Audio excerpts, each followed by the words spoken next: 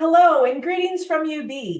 On behalf of the Office of Alumni Engagement and the UB School of Management, we are delighted you are able to join us for today's webinar presentation.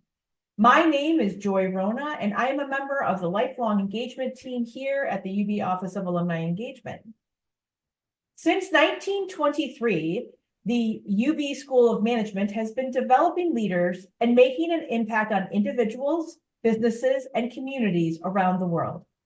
In their mission to define the future of management, Dean Iyer has unified the school around four distinct areas of focus: business analytics, social impact of management, business of climate change, innovation, entrepreneurship, and leadership.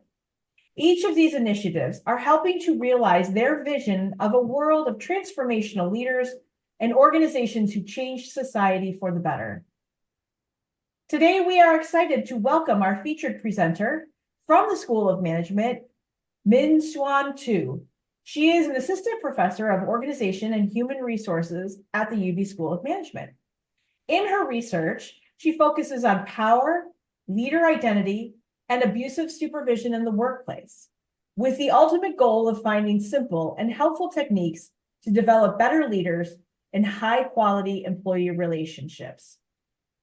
In today's webinar, Min-Hsuan will just help you discover why it's crucial to focus on leadership behaviors every day, learn strategies to support leaders in enhancing their effectiveness and well-being, and gain insights into how to identify and address bad leadership behaviors. Research findings, practical tips, and real-world examples will be provided to help you reflect on your own experiences and become a more effective, ethical leader in your everyday life. We will leave time today during the presentation for Q&A. If you have any questions during the presentation, you can submit those using the Q&A feature on your Zoom taskbar. You can send those to us at any time during the presentation. In addition, we are recording today's session, and you will all receive a copy within the next 24 hours. And now it's my pleasure to turn it over to our featured presenter, UB School of Management Assistant Professor, Min-Hsuan Tu. Thank you so much, Joy, and thank you so much for introducing me to the audience. Thanks for joining us, everybody, for sharing your lunchtime with us. I'm very excited to share some of my knowledges or some of the research I have been doing so far with you, and hopefully you will find this presentation fun, interesting, and helpful. So today, well, as Joy mentioned, I'm going to talk about something we call everyday leadership. But first, I would like to talk about leadership myths and misconceptions a little bit first. And this will lead into our topic today. So I was searching online, and then, of course, I'm teaching some of the courses. One of the courses are about leadership. And I was so curious about how people are thinking about leadership and what are some of the common misconceptions that people have. And of course, if you Google and search online, you're going to find a dozen of it. I identify 3 that probably are more relevant to today's topic, and I'd like to share with you. So myth 1, people are born to be a leader. So I think you probably will be like, yeah, I think this is wrong. But we're going to talk about why. Myth number 2, one leadership style works with all employees and works with all leaders. You'll probably be like nodding your head and say, yes, this is probably not true. However, that's probably some of the misconception that people have. Myth number 3, leaders are not vulnerable. And for this one, I particularly have a very strong feelings about it because that really align with my experience. Just a quick example, when I started my PhD at University of Florida, I was working with Dr. Joyce Boda, who's one of the most famous personality researcher in our field. So when I was working with her and we were working on my paper, which got published in 2018, but that was back in 2014. I was the first year PhD student. I'm very nervous. I was meeting with her. We're trying to write a manuscript. And then, of course, she gave a lot of different advice. And I was trying to say, oh, I think we should write this using XYZ theory. And she said, no, I don't think so. Of course, at that time, I totally believe in her. I dropped that theory We work on that paper for 3 months. And then guess what? After that 3 months, my advisor came back to me and say, actually, I think we should use that theory, the X-ray theory I proposed 3 months before. At that time, I was like so surprised and shocked, not only because I have to redo all the work, which happens all the time in academia. But my surprise was coming from, I thought my advisor, which is I consider leader in my situation, should know everything, but she actually doesn't. And so when I see this myth, I also be like, yeah, I feel like that's probably a misconception, conceptions that we probably all have. And today we're going to dig a little more on this topic as well. So if you agree with that 3 things that we say is misconceptions, and then let's talk a little bit about the history of leadership study, and that probably can explain why those myths come from and where do they come from? So here, let's take a history lesson. I'm sure this will not be boring, but hopefully you will not fall asleep. In 1920s, very earlier on, when management researchers starting to look at leadership, and the first thing they think about is traits.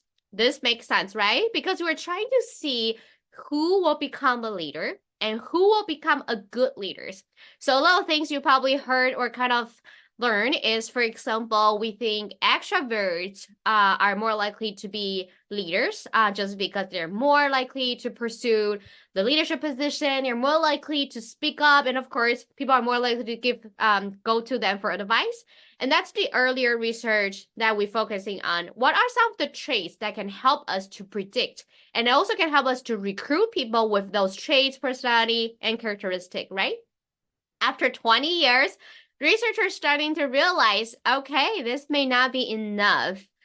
And then trait didn't seem to answer all the question, which I will elaborate a little more later, but they starting to look at maybe we should shift focus to behaviors. We want to know what behavior can be considered as leaders and what behavior could be considered as a good leaders.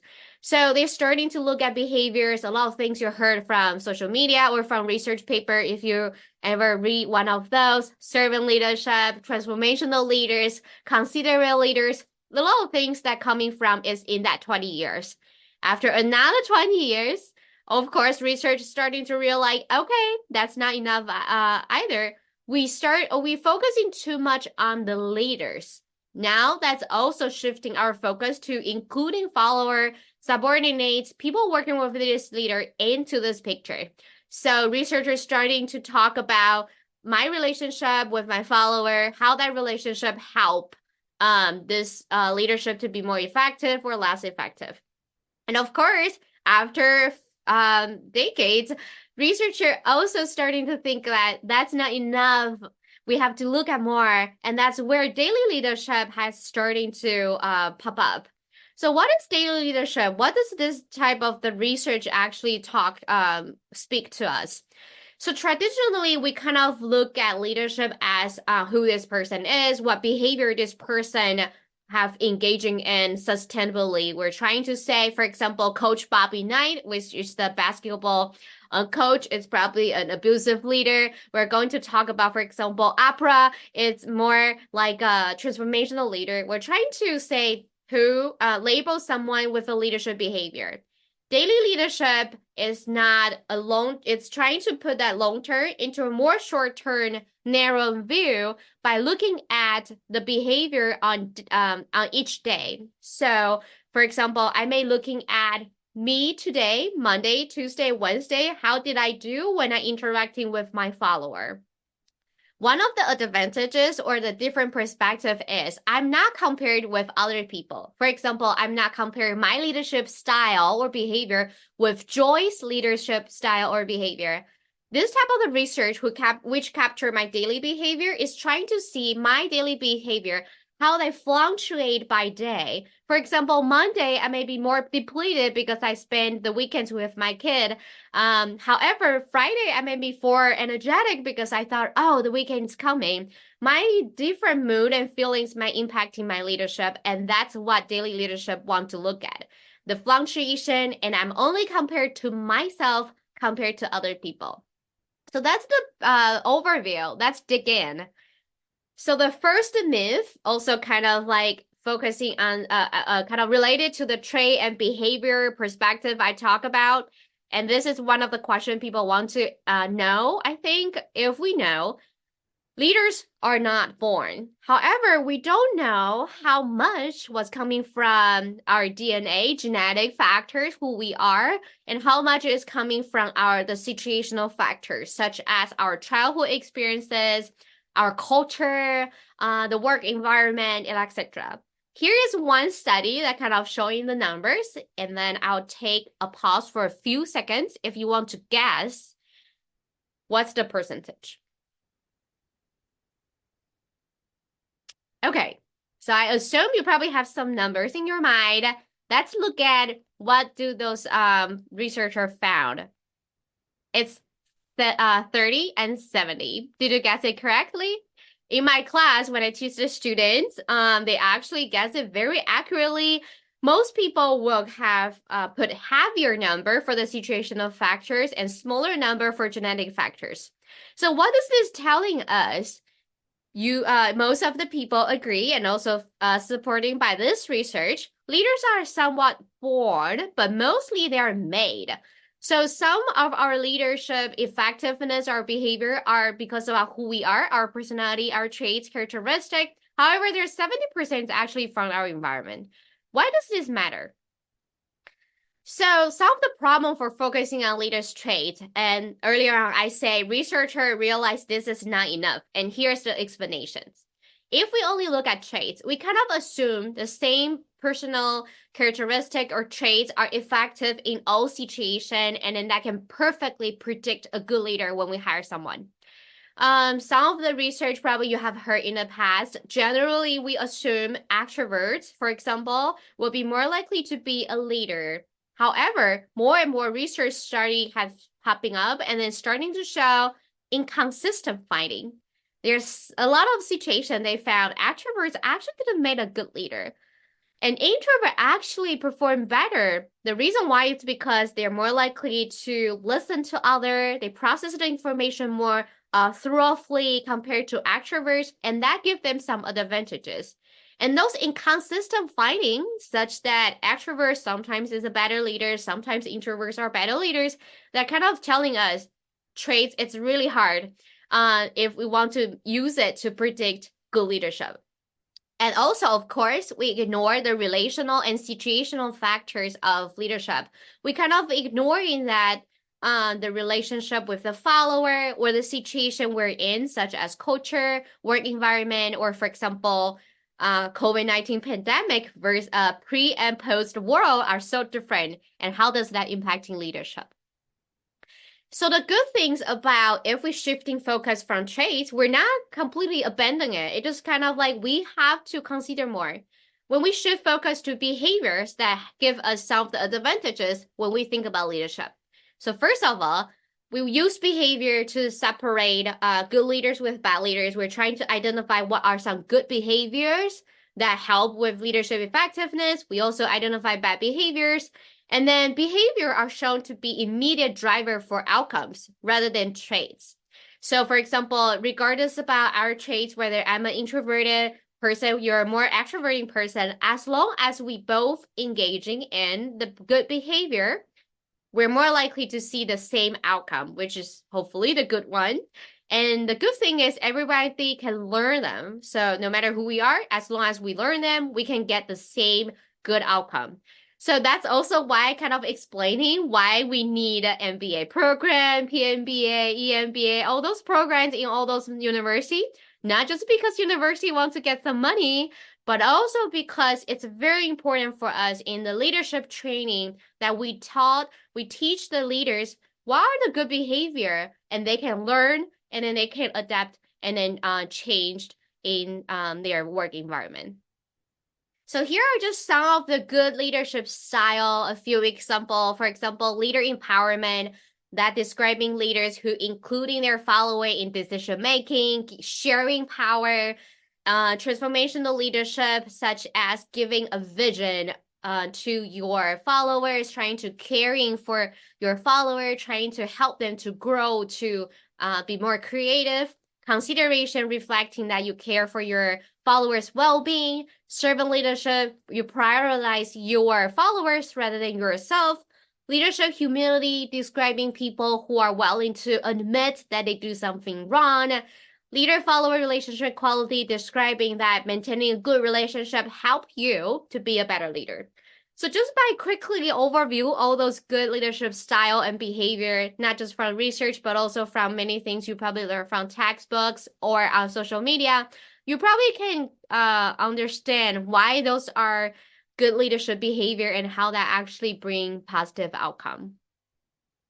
However, as I mentioned, the reason why behavioral and dynamic study probably was not enough, and that's the reason why we kind of consider this daily leadership concept, incorporate that into our research and also how we see leadership, is because, first of all, traits cannot predict everything. Second one is when we look at behavior, we're kind of assuming that everybody is so consistent in their behavior.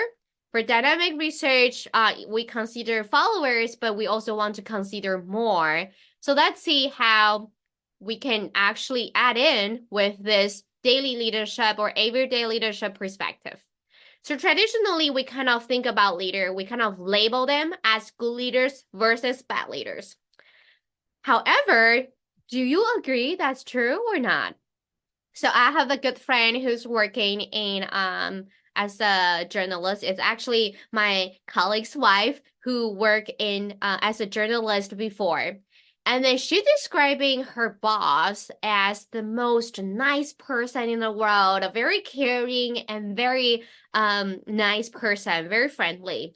However, every day around, I think 4 o'clock or 3:30, he will become the most angry person, abusive, tough leader, just because, for journalists, their deadline is approaching. The pressure and everything kind of like push him to the edges. So that's the time people are trying to avoiding him, but of course, hard to do so. And then at that time, he's totally a different person. And after the deadline, he's back to the nice person that we know.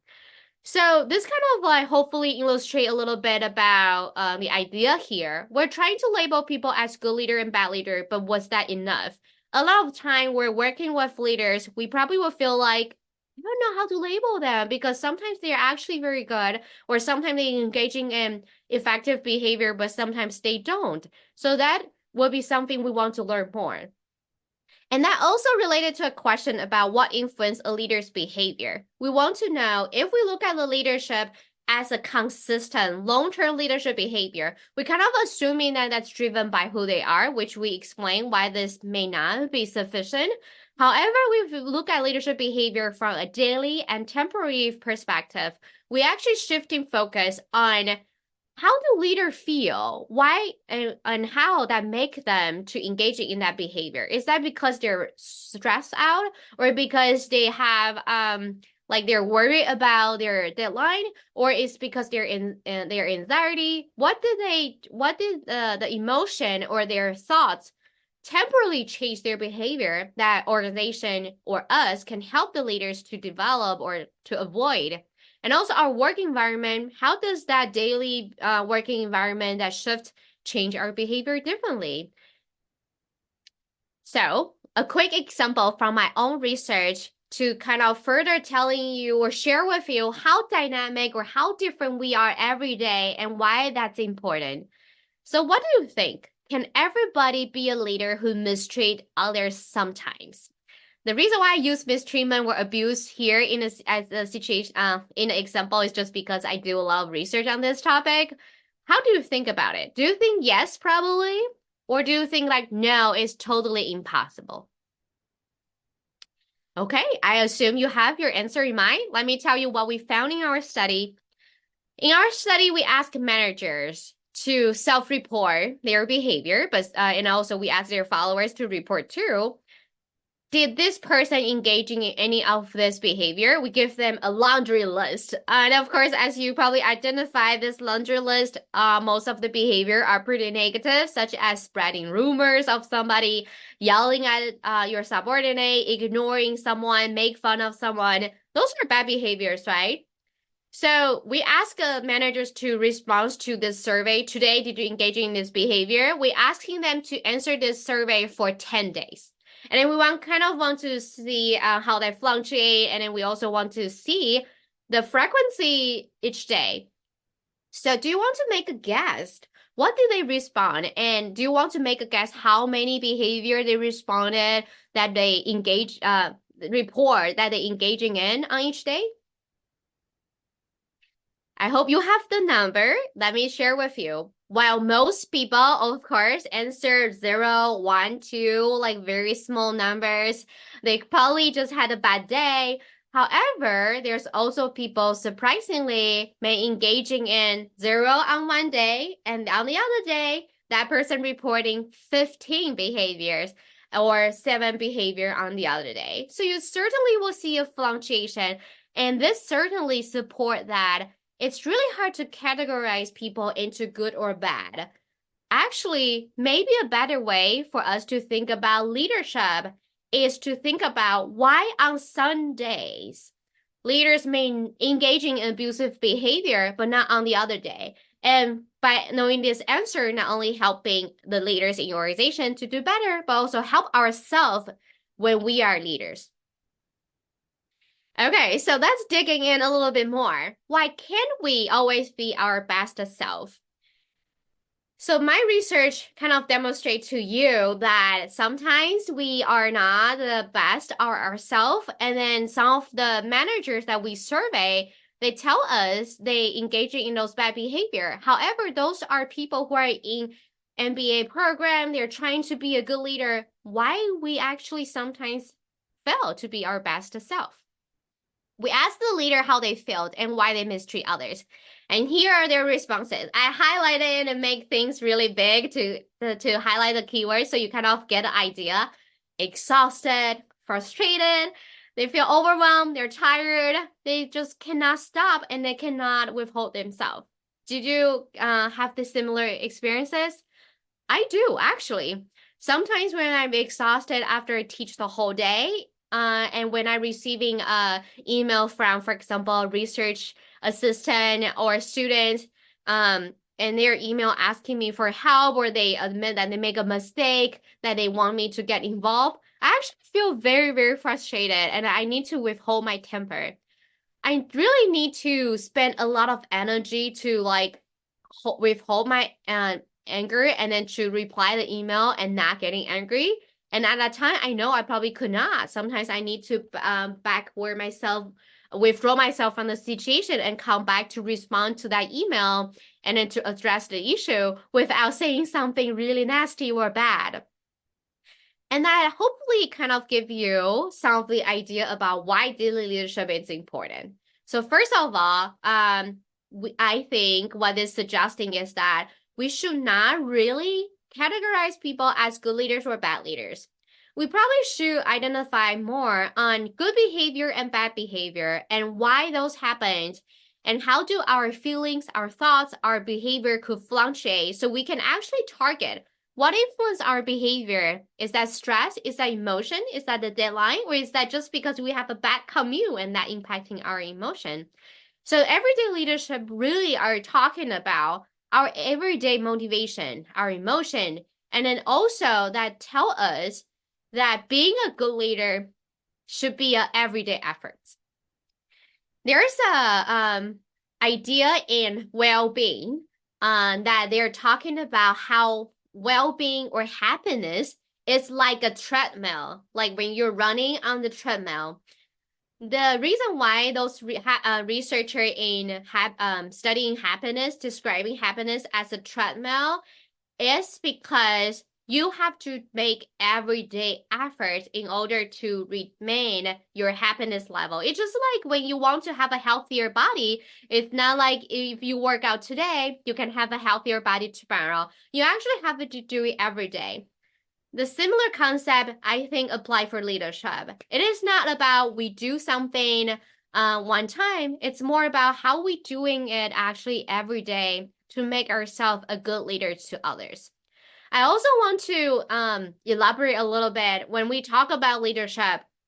Even though most of the time we're talking about bosses or managers in our workplace, but here I do want to say we also consider leaders in the context of my study or also in this speech to the situation when you are not holding those titles, but you may be informal leaders that people rely on you. For example, you may be family leaders that you make decisions for your kids, for your spouse, or helping them make decisions. Or you may be informal leader, you're not the one with the title, but your team members like to come to you for advice. They rely on you to guide them in many situations. So what I say is, this is not just relevant to managers or bosses, but I do hope like every day when you are seen as a leader by others, you also consider the factors I just mentioned to you. So now we fulfill the big picture of this leadership history. So, but you can see how each perspective compensate on each other and how that kind of helping us to understand some of the myth and why we now know it's a conceptualizations. Let me show you a few more research spotlights to demonstrate how this type of the work look like. So for example, there's some research having showing that even though when leaders engaging in ethical leadership behavior on one day, such as trying to promote ethics behavior, trying to help their subordinates, or trying to say no to unethical behaviors, on the other day, they may engage in abusive behaviors. That's really surprising, right? Other research also showing that abusive behavior, if we engaging in one day, people actually feel guilty and they are more likely to engaging in positive leadership behavior, such as helping their subordinates or caring them or trying to give them advice. So all this research just kind of showing with you is we could be very complicated. Sometimes we engaging in good behavior, sometimes we engaging in bad behavior. I think the big key messages kind of emphasize here is we are not the same every day, and then how can we make sure we consistently engaging in good behaviors? Let me also share with you, even though sometimes we engaging in bad behavior, and then we thought maybe that it's probably going to be fine. Research study actually showing that even a one-time bad behavior could have a very serious consequences. So this is not a research on leadership, but I think the idea could apply here. This is a study on aggressive and rude behavior. And then they study this in the context of in a hospital. So this is when they are studying this context, they're trying what they do is they study doctor and nurses and then to trying to see how they react after a patient's family treating them in a very nasty manner. So such as calling the doctor that, oh, you know nothing, being angry at them. How did the doctor and nurse react after somebody mistreats and treat them in a nasty way? What they found is after that, and they put those doctors and nurses in a real world scenario. It's part of their training program. So it's not they're treating the real patient, but they are in that simulation to treat a baby. What they found is when after they got abused and got treated rudely, they're more likely to neglect very important information, and they cannot treat the infant correctly. And as a result of that simulation, that infant died. So luckily, that's just a simulation, even though that's a formal official procedure in that training program in Israel, which is the context of this study. However, it's very shocking and very scary, right? Once we treat somebody in that bad way, even one time, that have a big influence on their behavior. They make judgment incorrectly, of course, due to bad mood, and of course, self-doubt, or just kind of a lot of bad things happening. bad thoughts happening in their mind, and that leading to a wrong decision making that can actually cost a life. And of course, psychology researchers have kind of having explanation for this. This is because bad is stronger than good. So even though we try to be a good person most of the time, but one time when we do a bad behavior, actually people remember it more. I don't know whether you have a similar situation, but I do. I have been teaching for many years, and then I keep finding myself that even though the majority of my students are very nice, they are so engaging, I love them, I really love teaching, I'm trying to my best to helping them. But of course, there are going to be one or two students who are a little falling behind.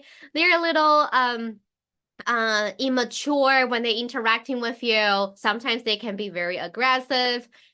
And that actually could ruin your day. And sometimes I found myself that when I found in this situation, I try more to deal with those students rather than really focusing on that 98% of the good students in my class. So what is this telling us is this everyday leadership that I say behavior fluctuate. And then, of course, sometimes we may engage in bad behavior, good behavior, and we just need to be more attentive to ourselves because bad behavior actually creating more influence than good behaviors. So what should we do? And of course, after I say all these things about everyday leadership, how important it is, we do want to learn how can we really be and be more aware about our behavior.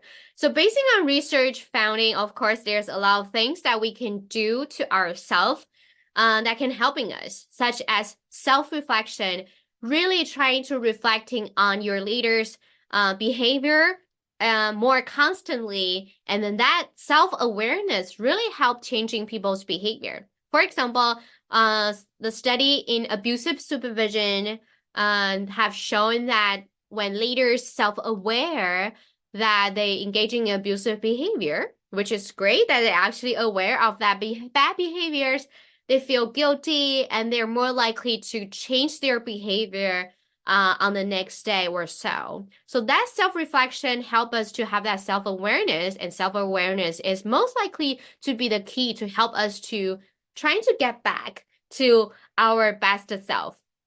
Perspective taking is also very important in empathy. There's a lot of research have shown that it's really hard for leader to focusing on relationship and maintaining a good relationship and always be the most caring person. Why is this so? Which is actually very the answer is actually very simple because leaders have to focusing on too many stuff. They have the deadline, they have the stress from, for example, upper managers. They have to maintain productivity. They have to see the bottom line. There are just too many things that happening. The brain researcher have shown that our brain, there's left brain and right brain, right? When we're too focusing on task, which involving deadline, involving to make things done, we actually shut down the other brain, which focusing more on emotion, focusing more on people, relationship, and feelings. We are focusing more on logic and get the task done. So in that situation, our mindset actually kind of forcing us to focusing more on getting things done rather than caring about people and engaging in good behavior that can help others. So practicing some perspective taking and empathy could really help to train our brain, just like exercising. We can actually train our mindset to switching in between more constantly. So it's like while you're looking at your task, trying to meet the deadline, you can quickly switching and caring for your employee who need help, who have family emergency, who actually make a mistake and need your caring or need your support. So practicing perspective taking and empathy can really help in this situation. And of course, some study also showing that trying to focusing more or increasing our moral identity, which is like focusing more on how to be a caring person, how to be compassionate, how to be fair and generous, by focusing on all those good characteristics more often in a daily basis could also help us as well. Okay, so to kind of close my presentation, I do want to do a quick exercise with everybody with this self-reflection.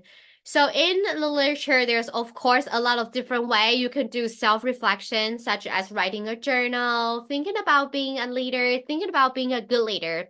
This is the one of course, a little self-serving from my own research, part of my dissertation that we are trying to ask managers to do. This is something we call best future self. So we all have our best self, which we think what we can do at our very best. Best future self describing how we can do at our very best in the future, in the best situation. So looking at this scenario, thinking about yourself as a leader at your retirement party in the future. Imagine that everything has gone so well as possible as it could be for you. You have worked so hard and succeeded to become the person, the kind of the leader you want to be. Think about this future stage as a realization of your own best potential as a leader. At a party, people who know you well, your bosses, your employee, coworker, and others who have worked with you for years will make a short speeches about you as a leader. Now imagine what they might say and write down or just picturing what you imagine. So I'm pausing here for a few seconds for you to think about what do you imagine that would be.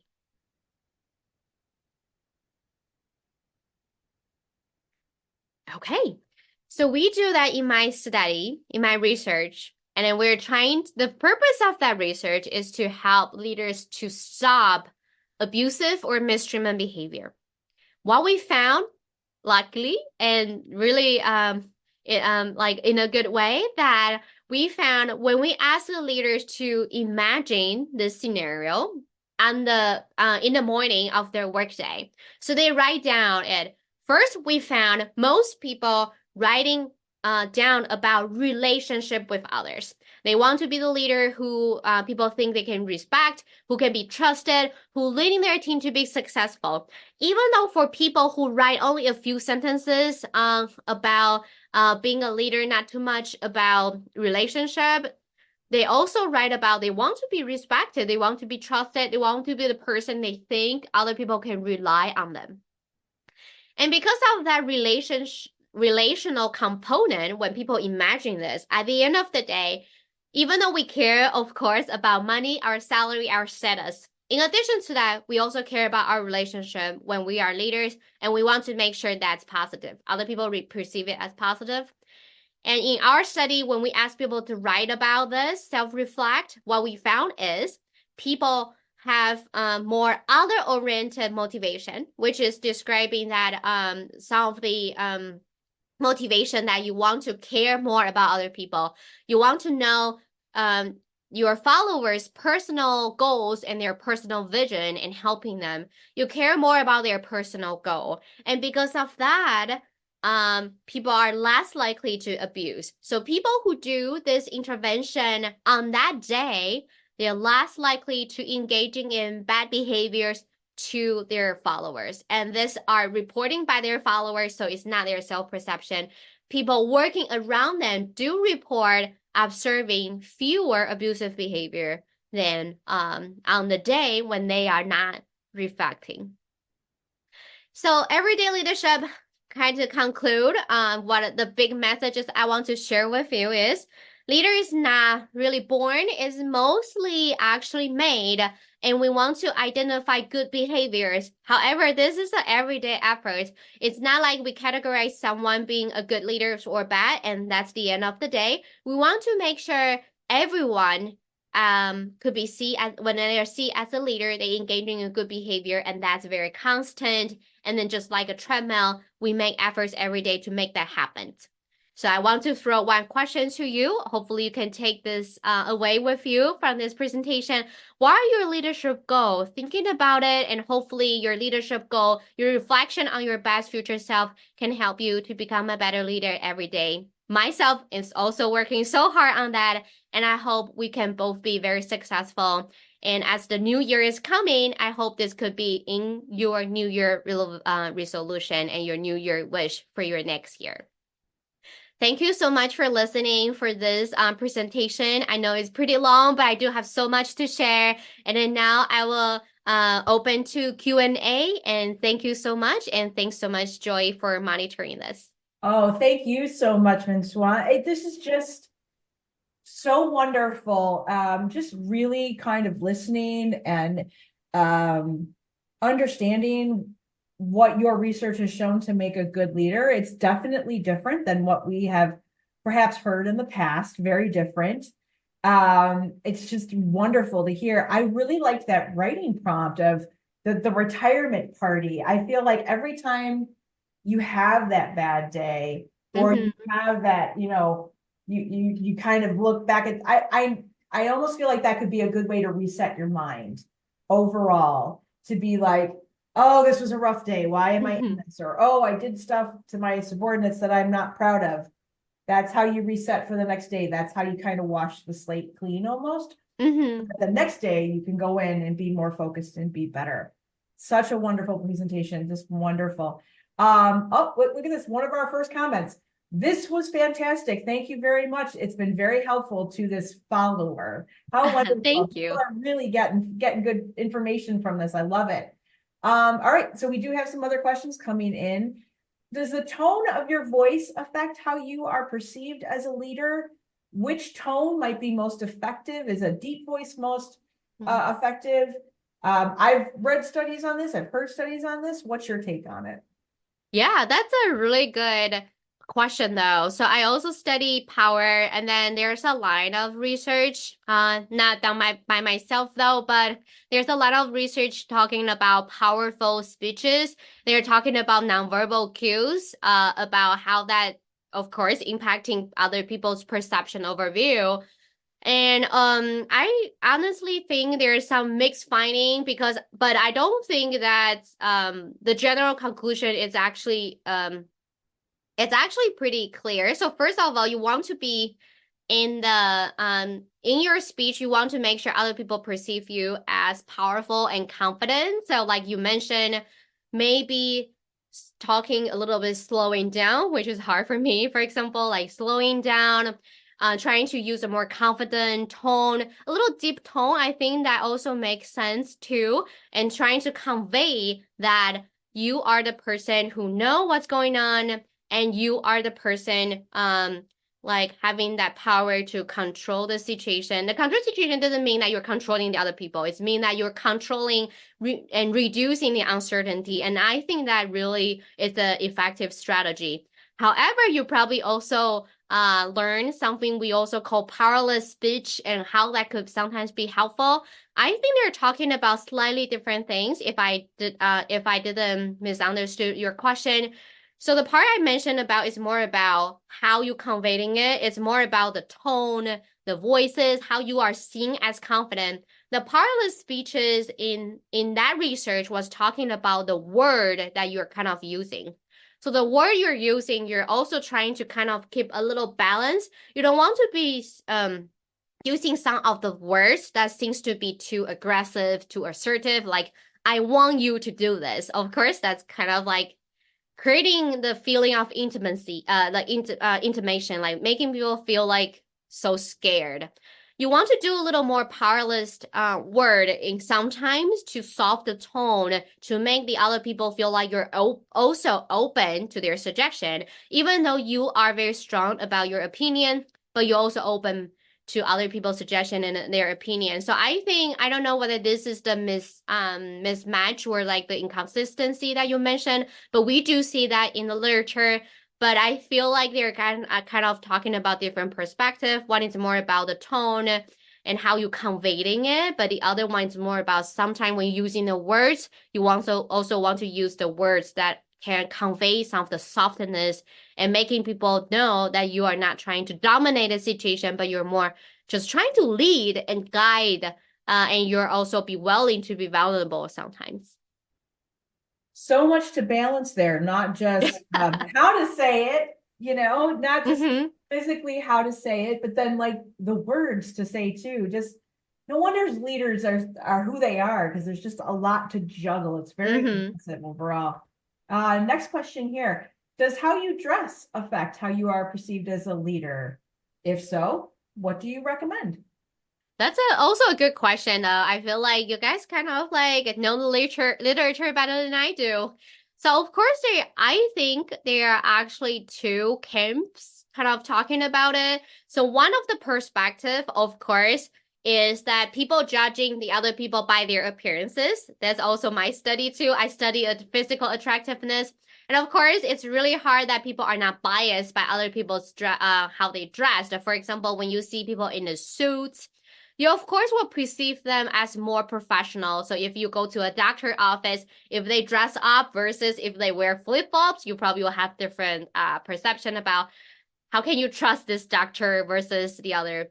However, there's also another camp or other perspective, which is very interesting too. They are talking about if you are the person who actually um very confident, very powerful, very famous, and you probably don't need those clothes to kind of like change other people's perception. So for example, if you kind of heard the Steve Jobs, he usually wear black sweaters and then the khaki pants and then or jeans. It's like very simple wearing in front of the camera. And of course that's because he's so famous. He's like so well known. So he didn't need those things to make him to be perceived more powerful than the others. And then similarly, there's a lot of research it's very interesting. They follow people in conferences and they identify people who actually underdressed, like you wearing flip-flop or like just a polo shirt without a suit.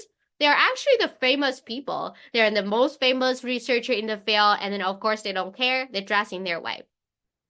So of course there are two different camps, but to answer your question, I think personally, um, if there's no dress code in your work, I feel like the dress should be depending on how that can dressing can make you feel. So for example, when I teach, I usually wear heels because I'm only 5 feet one. I'm short.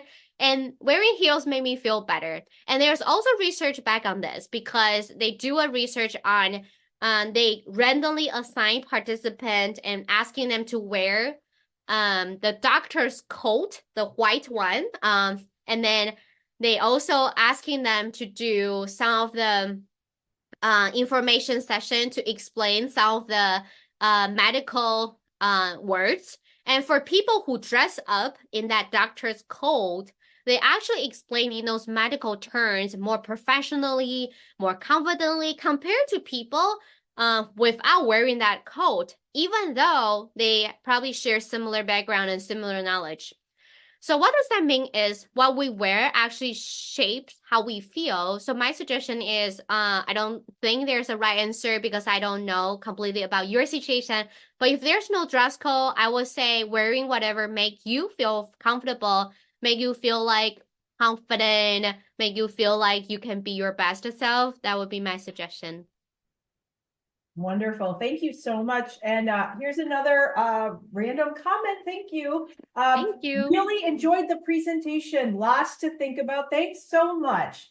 So people are really getting a lot out of your presentation today. This is wonderful. I'm so excited to see that. Yeah, thanks so much. So there's a little bit of a shift in the work-life balance post-COVID, right? There's some of Yes. that going on.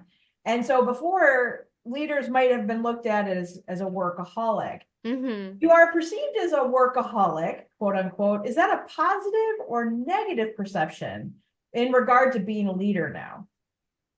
That's a very interesting question, though. And I feel like, and I think that's a very important question, which I really like. I actually don't have any research evidence to support this.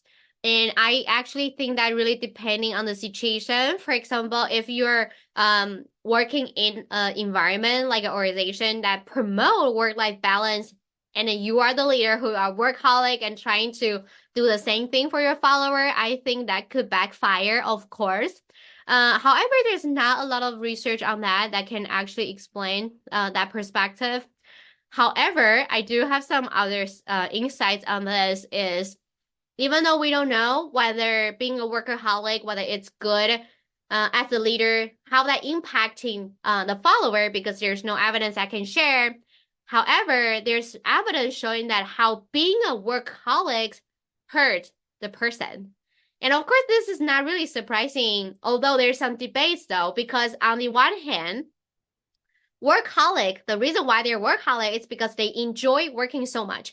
So if you ask them not to work, it actually make them feel bad. They feel guilty. They feel like, I don't know what to do now. And they feel like they don't have that sense of accomplishment that they can fulfill at work. So of course they feel very uncomfortable. However, a larger amount of the studies or like more evidence actually supporting that being a workaholic hurt people's well-being, which is not surprisingly because you feel exhausted, you cannot focus. You also have more work-life conflict, and not just with your family, but just even though you don't have a family, you also have less personal life, so you probably have less fewer connection with friends. So of course, I think when we think about this question, I feel like it's not just about how workaholic impacting the workplace, which I think once we change the culture, those workaholic probably also have to adapt to that culture too. But more evidence is on how workaholics actually hurt themselves more than the other people. Wonderful. Thank you so much. On behalf of the Office of Alumni Engagement and the UB School of Management, I would like to thank Min-Hsuan for sharing her time, knowledge, and expertise with us. As a reminder, this webinar has been recorded and you will all receive the link to that recording within the next 24 hours. Our webinar program is on break until the new year, specifically Wednesday, January 10th, when we will be joined by career coach Kathy Lanzalaco to discuss how to best use AI in your job search. Until then, you can review the webinar archives to catch up on any topics you might have missed. And both upcoming webinars and archives can be found on our webinar website, and that link will be in your follow-up email tomorrow. So don't miss that email tomorrow. Lots of information in it. Thank you again, everyone, for being here on behalf of the UB Office of Alumni Engagement. We hope you enjoy your holidays, and we look forward to you joining us for more webinars in 2024. Have a great day.